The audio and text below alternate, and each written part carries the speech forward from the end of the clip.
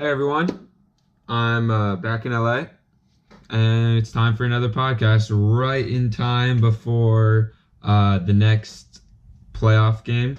Not the first playoff game. It's coming tomorrow, Saturday, but we'll talk about that a little later. Right now, I want to talk about NBA. We got a few NBA topics to go around. First, my NBA MVP candidates. I'm going to give you my top 5 to 7. So, number one has had a run for his money ever since he was the clear front runner. I still have Giannis as my number one just because he is the only one of my MVP candidates besides Harden who will get his other All-Star back to be playing without another All-Star. I mean, he literally doesn't have another All-Star besides Brook Lopez, who was an All-Star years and years ago. I mean, Middleton is good, Bledsoe is good, and the system is great, and Budenholzer is great. But Giannis is what makes that run around. He is unstoppable in the paint. He is the most athletic player of all time. He's a freak, and he keeps getting better and better and better. He needs a jump shot before he can go into all-time status, but he's on pace. I still think he's on pace. But this season, he's just unstoppable. The Bucks are number one in the entire league, and the Bucks are just rolling. They look unstoppable with Giannis.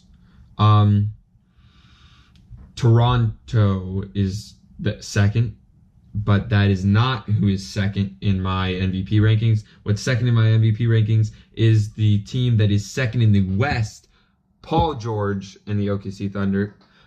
Paul George is playing incredibly. Russell Westbrook is not shooting well, but he is passing and defending well. That whole team, I'll talk more about that later. But Russell Westbrook is diverting to Paul George, and Paul George is just playing absurd. He's all defense. He is a case for Defensive Player of the Year. He is shooting lights out. His assists are great. Rebounds are great.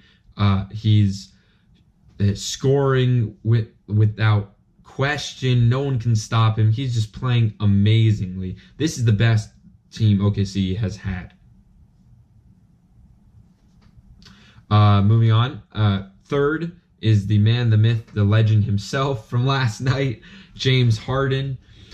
I mean, it's incredible the things that I was watching this game, and in the fourth quarter, I was like, there's no way they can come back. And then James Harden just goes insane. And he just, I still don't know why in the end of regulation, where he was winding down the clock and then decides to take a super long three from the side logo, but where it says Oracle. But he could have made a move, but still he made the shot before that to tie it up, and then he made the shot of the year probably.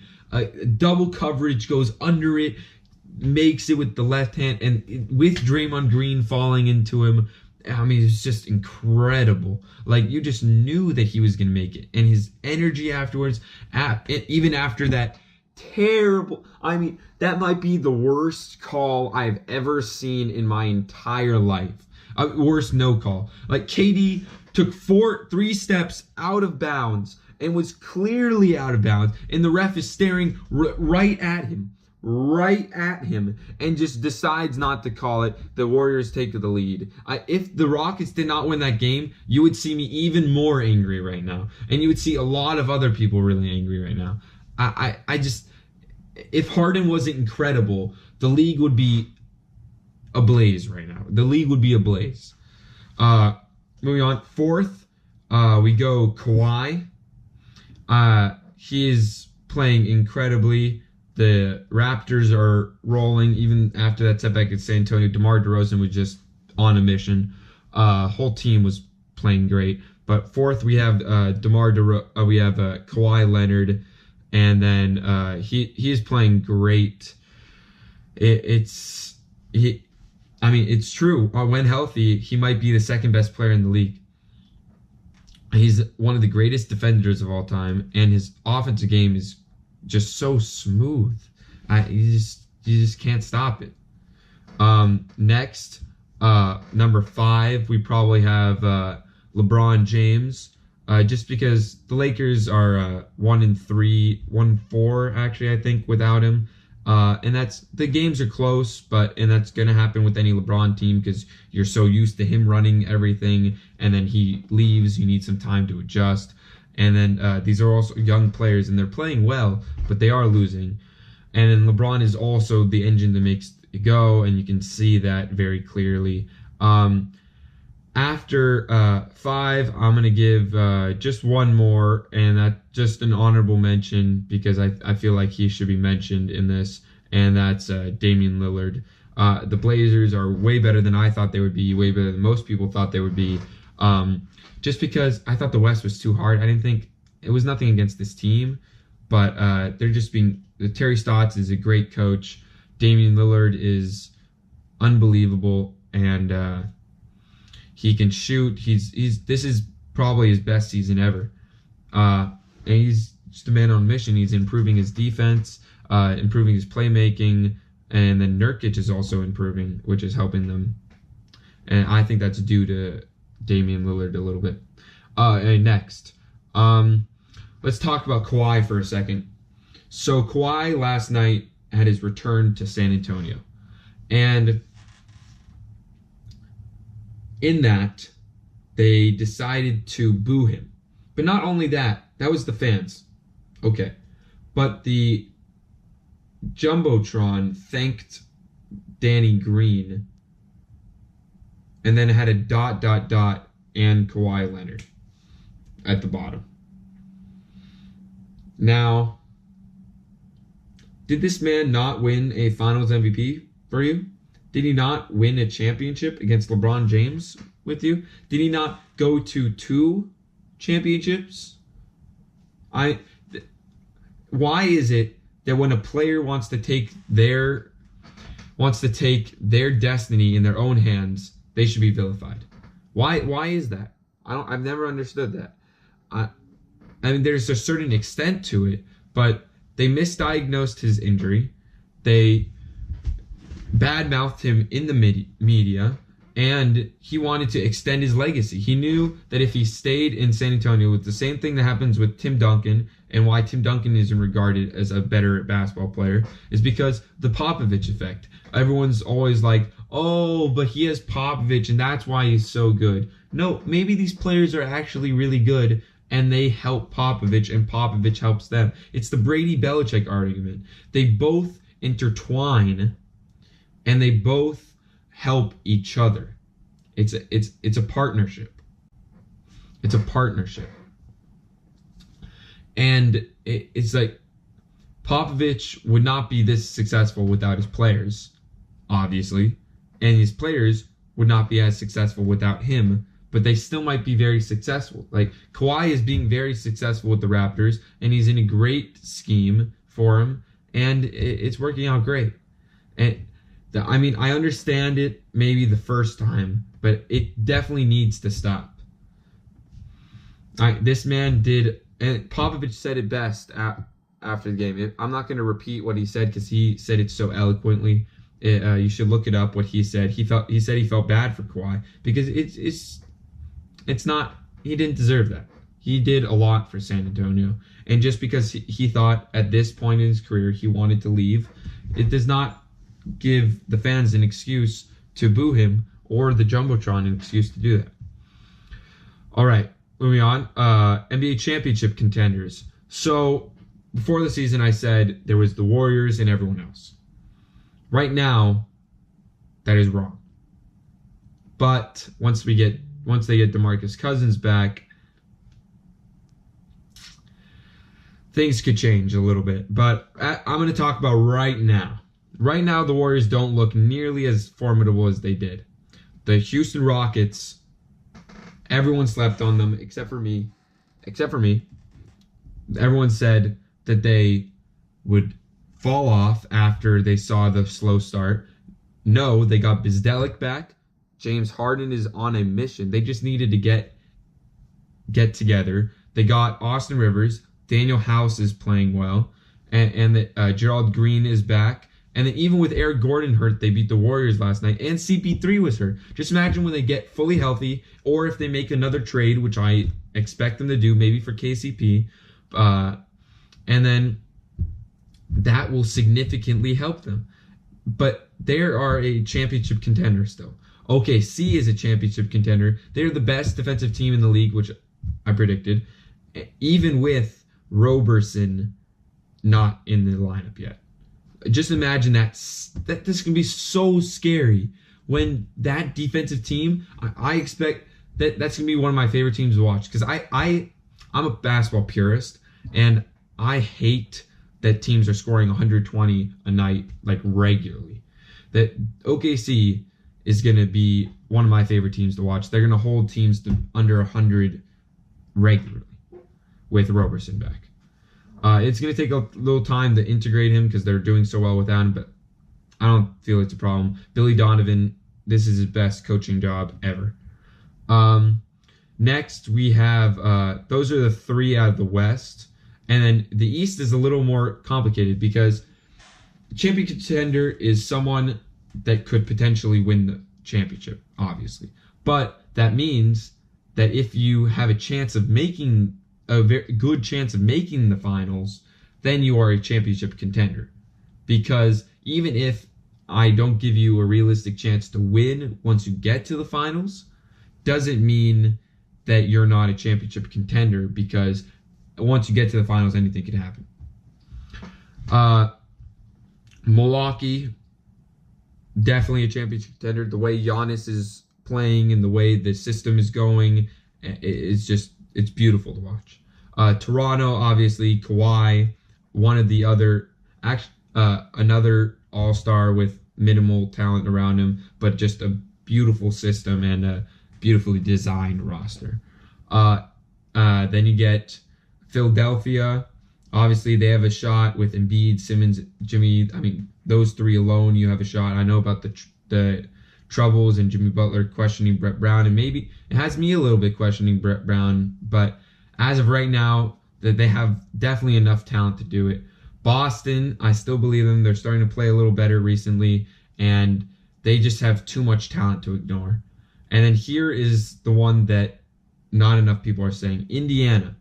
They are third in the West right now, and Oladipo is incredible. They should have knocked out LeBron last year in 6, definitely in 7. That game 7 is one of the worst ref games I've ever seen in my life. That was absolutely terrible. That I had always rejected the fact that the NBA could be rigged until I saw that game. That made me question a little bit. And then Game 7 in the finals against the Celtics, Eastern Conference Finals against the Celtics, I also thought was terrible, but not nearly as bad. So those are the championship contenders. Let's break those into tiers, really. Milwaukee, Toronto, and Boston are really the most likely. I feel bad for the Sixers because they got enough time, but they're going to lose Jimmy after this season if they don't figure out these chemistry issues or they don't make it far.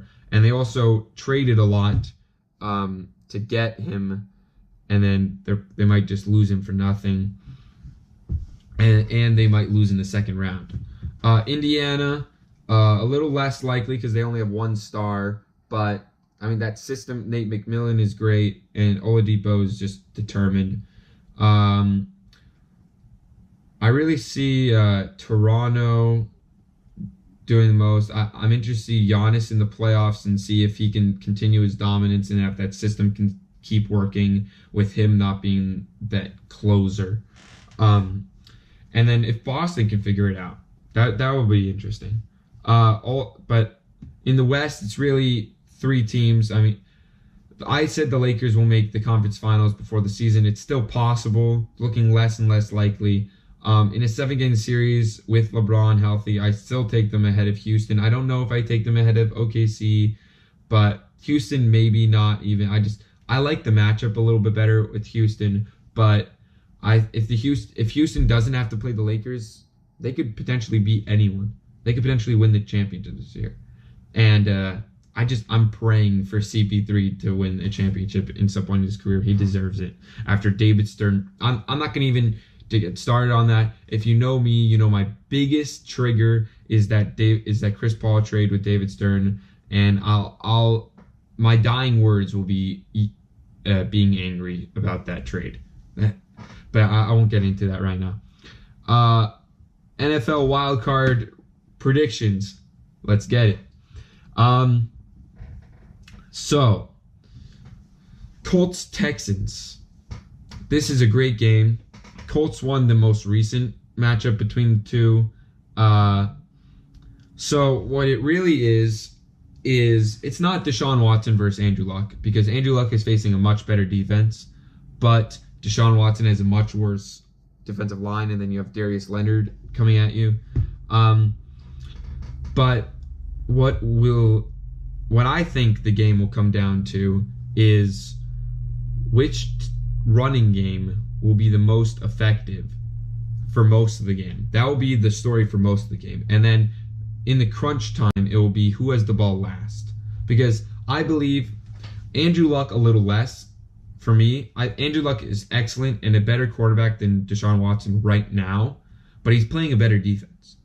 So Deshaun Watson, I trust more at the end of the game to take that game-winning drive, but I think both of them, if they have the shot at the end of the game, will do it. So I think it might come down to who has the last possession. It'll be really close. Seahawks at Cowboys. This is also a really good game. We have some great games this weekend.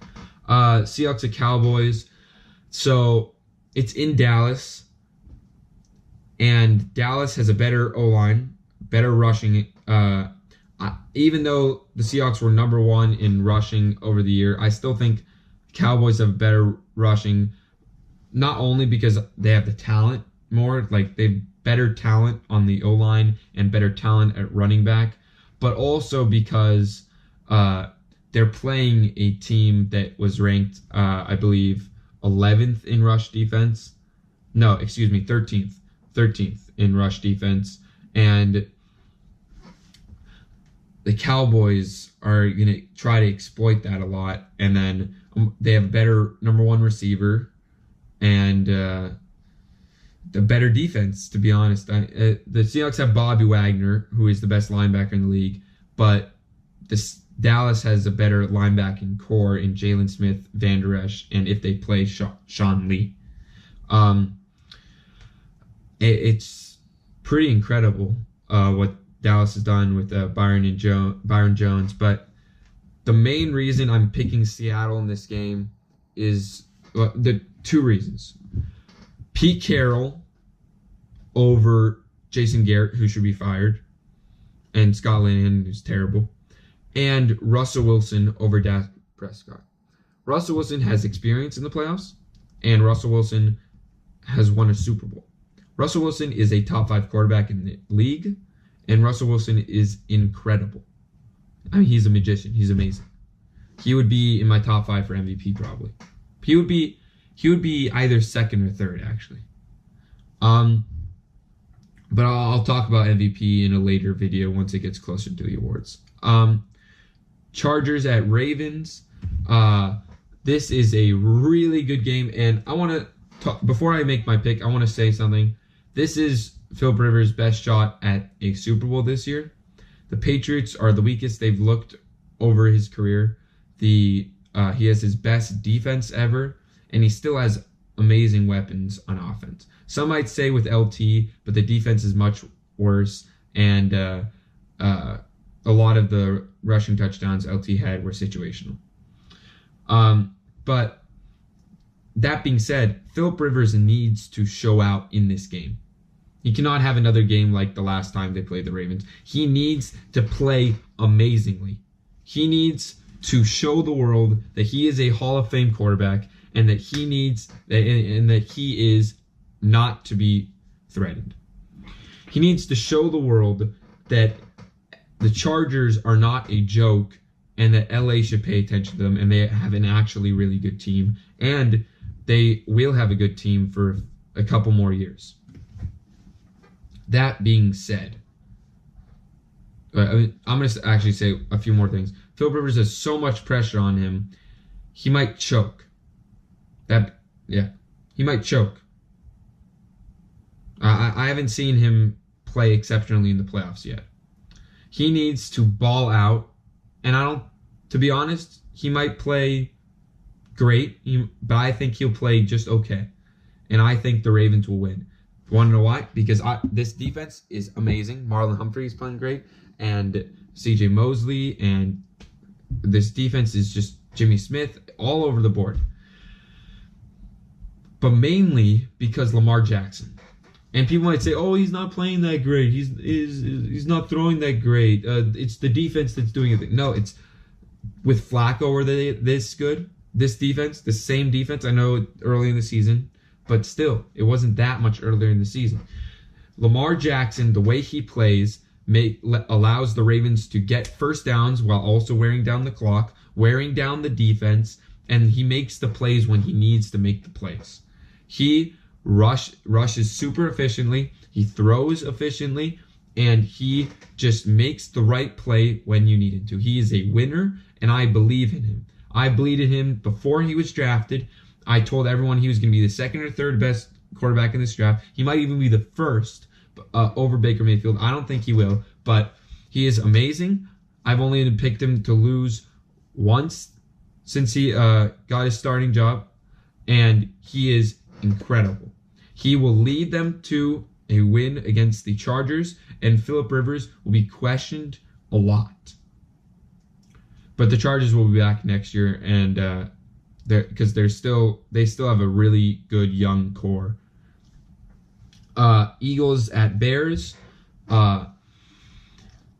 Why do people think the Eagles have a chance? I know Nick Foles is playing great, and the Eagles play great around Nick Foles, but it's in Soldier Field, and the Bears, he's going against Khalil Mack and Leonard Floyd and Eddie Jackson, and he just has no shot.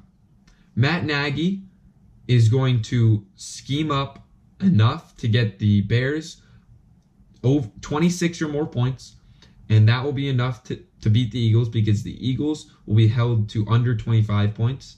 And I do not get why people think he has a shot. The O-line is hurt. Khalil Mack will exploit that. And Nick Foles is a really good quarterback, but this defense is special. This defense is the best in the league, and the Eagles also have injuries in their secondary. Matt Nagy will exploit that, and I just don't think this will be a close game. Anyway, thank you for watching my video. If you liked it, please subscribe or like the video, or don't. Whatever. Enjoy the games tomorrow, and I hope you enjoy this video. Thank you.